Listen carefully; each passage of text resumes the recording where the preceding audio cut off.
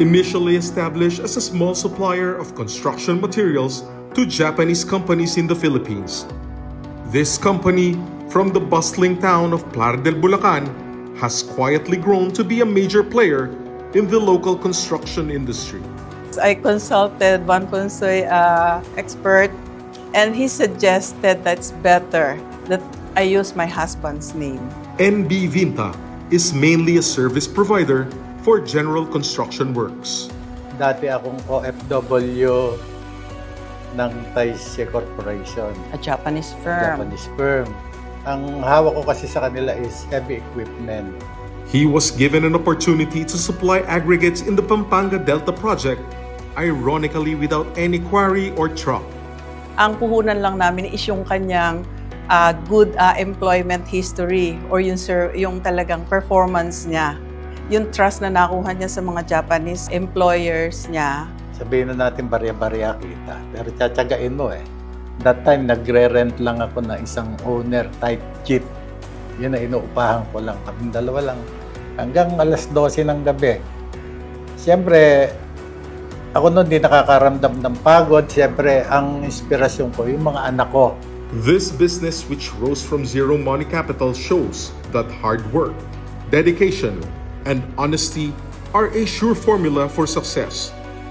They are not so popularly known in the local construction scene because they only accepted contracts from Japanese firms. Mukha lang dala namin, napagtiwalaan naman kami.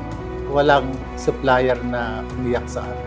The Vintas humbly considers their company as small time, but take great pride in their achievements because they know they worked hard for it. Our approach is different. We want to take it slow, take it simple, but stable.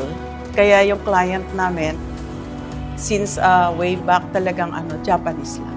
Tinatanong nila ang kahalagahan ng mga tauhan sa pag-unlad ng negosyo. Kaya ito ay sinusuklian nila ng maayos na sweldo at angkop na kasanayan. Nare-regular sila rito. Yeah, may regularization kami. Alam kong it's not so practical. At saka isang importante sa amin, alam ng mga empleyado natin, yung health. And one way of helping them is giving some support do sa mga education ng mga anak nila.